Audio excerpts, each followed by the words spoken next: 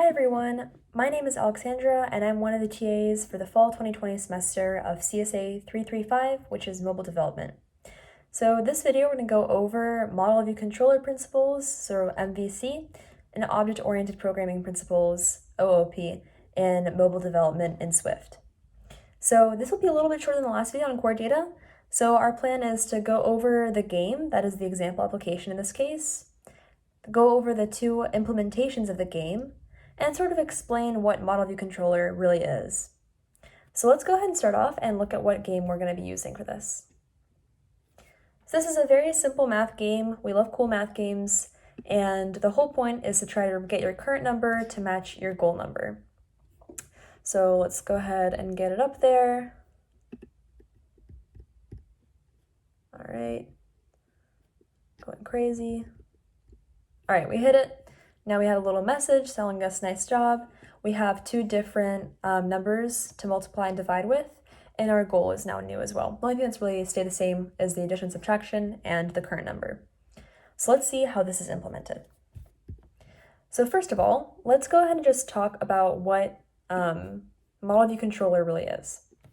So model view controller is just a way of structuring your code for anything with a UI interface to make it more debuggable and easier to expand if you want to create a larger game, and also just creates a better structuring. So the main thing that the user sees is the view. That's sort of the UI of your application, game, whatever you're making. That view should never really communicate with any of your data. So the data that we're talking about is this model here. You notice that there's no arrows between these two. That's because the view is very separate. It is only dealing with what the user is being shown and the input that the user is giving to the application. So if they're tapping, they're dragging, they're putting in things into a text field, anything like that. So this controller is really the mastermind behind all of it. So right now we're in the view controller class, and the name kind of tells you that it's the controller. What the controller does is it takes information from the model and then it tells the view what to show. So you can see that sort of like one round of interaction would be, it's like the user taps a button that they want to add 1 to the current number. So that user action goes to the view controller, and we get that action in any one of these button methods. And that controller then takes that information and updates the model. So in that case, that's going to be doing some sort of action on this game engine instance of the math game engine object of the math game engine class. And then in turn, the model will then notify the controller if there have been any changes and something needs to happen. And depending on that input, on that notification, the controller can then call an update on the view. So with that in mind, let's sort of look at how that looks. So as I mentioned, this is the view controller, but before I take a deeper dive into that, let's just take a look at the model, so the math game engine. So the math game engine is our model, and it has a few attributes. That's the goal number we're trying to reach, the current number we're at, the numbers that we're going to divide and multiply by, and then the numbers that we add by and subtract by. You notice that these are actually just constants because we want to be able to actually get to a certain number. That's why we're using 1 for both addition and subtraction. Otherwise, we have randomized numbers for everything else. And so I'm using an enumeration to make that a little bit easier. So this enumeration, it has 4 cases, which is for the goal, the current number, the division, and the multiplication numbers. And so each of these has a closed range of integers, and that's what we use when we call the int random function. So you can see right here, our goal is randomized, and we used this range to get numbers between -30 and 30. So if I didn't want to get 30, I could do this, and that would only get us number through 29, but we want 30, that's fine for us. In addition, we have a little bit of a loop here just to say that we don't want to have the same number to be multiplying and dividing by, because then it's pretty useless, just cancels each other out. All right, so with that out of the way, let's talk about object orientation a little bit. So MVC and object orientation really go hand in hand because the model in your model view controller is really well suited to be an object or a class in object-oriented programming. So you'll notice here that all of these variables and constants are private. So nothing will ever use any of these attributes except for this class itself within its functions, within its methods. So let's take a look at that. You notice that all of these are public because they are default to public. There's no private here. And we have 4 functions that will change the current value. So we're adding, we add by, subtract by, multiply by, divide by. Those are pretty straightforward. And then we have a check game state. So this will return a Boolean, and this is basically saying like, hey, we've reached the current number, we need to reset, randomize, all of that. So if you reach your current goal, we go ahead and randomize, which follows a very similar pattern to our initialization. And then we return true. Otherwise, we haven't reached the end of the game or the round of the game, and we need to return false.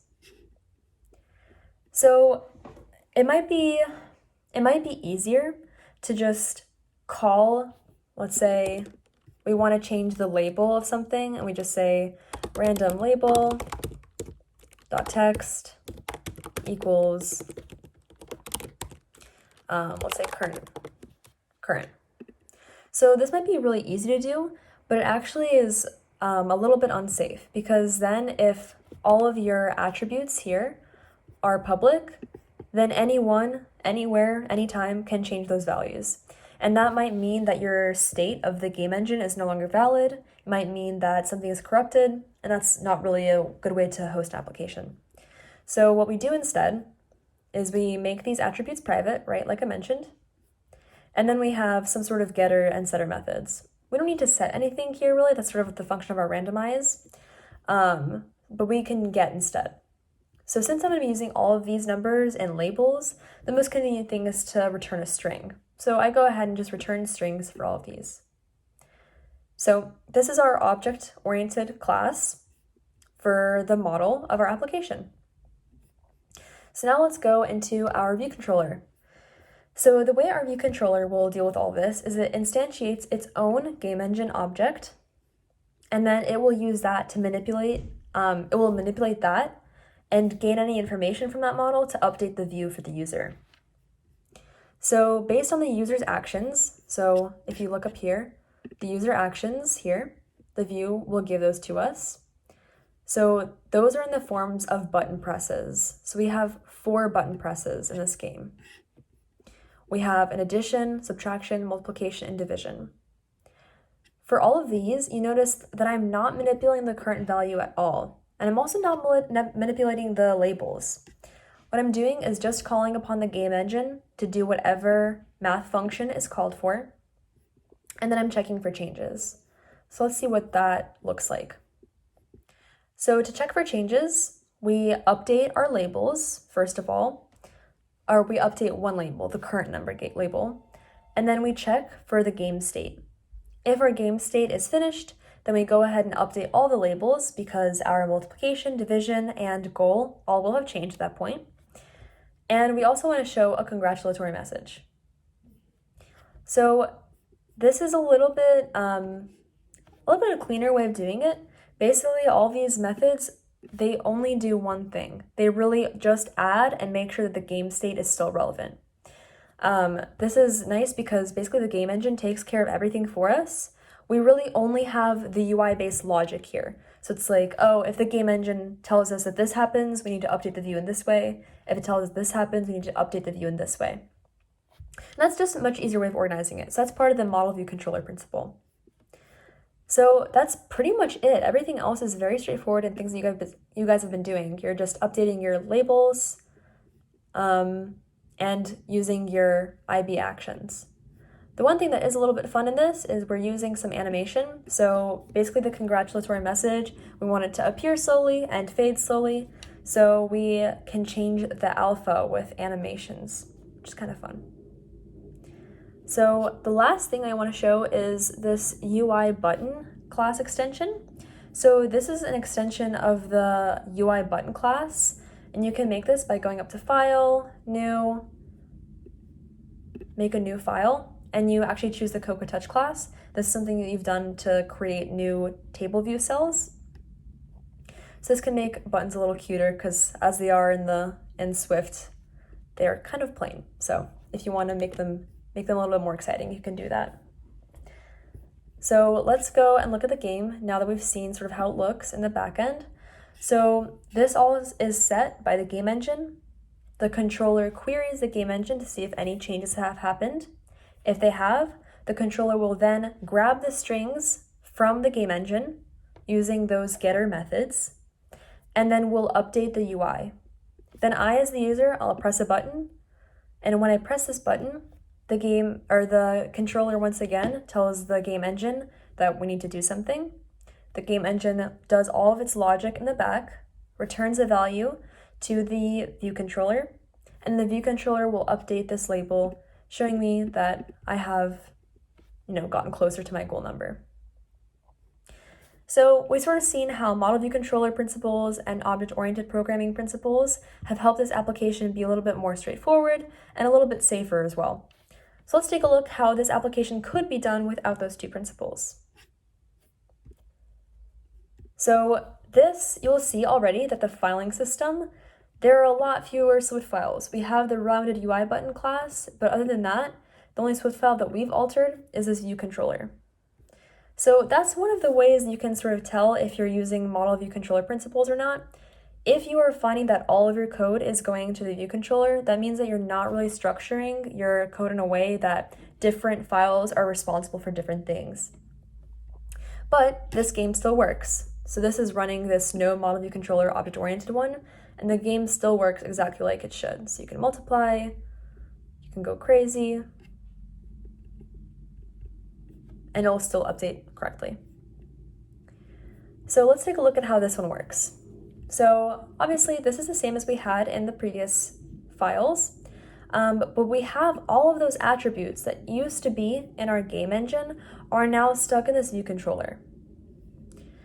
And all the logic that we could have had just inside of an object is now forced upon this view controller. So the view controller has to take responsibility for not only receiving input from the user, updating the view for the user, but it also has to take care of all that data manipulation and logic in the back end, which is a lot for one file to do. So once again, one of the main differences you'll see here is that we're directly manipulating a current value instead of telling an object to manipulate for us. And then additionally, so here, instead of being able to just call a getString function, we have to interpolate the string here to grab it. So obviously this isn't a huge issue when the application is small like this. Like this is not a huge file. I think it's even less than 200 lines. But the problem is that nothing is really encapsulated. Everything can touch everything. So this view controller has complete control over both the view, the input from the view, and the actual data that's being changed to run this game. And this can sort of lead to issues with safety, and also it's harder to build upon this later on. If you want to expand this game to add square root functionality, maybe you want to be able to use, imaginary numbers, all that will be a lot harder to add then because nothing is contained inside of your model. Whereas here, if we wanted to, in the model view controller and object-oriented one, if we wanted to add some of those things, it would be as simple as adding their factor here, adding a new function, and adding a new string. And we'd pretty much be good to go. So that is the sort of quick summary of these applications. I'll be posting these in the Canvas, and if anyone has any questions, please come to my office hours or email me. I'll be happy to take a look at your applications for you. These things will get easier the more you practice them, and especially with mobile development, the model view controller principle is a little different from what you've learned in class because obviously some courses already go over object-oriented programming. So I hope you enjoyed, and yeah, have fun playing math games.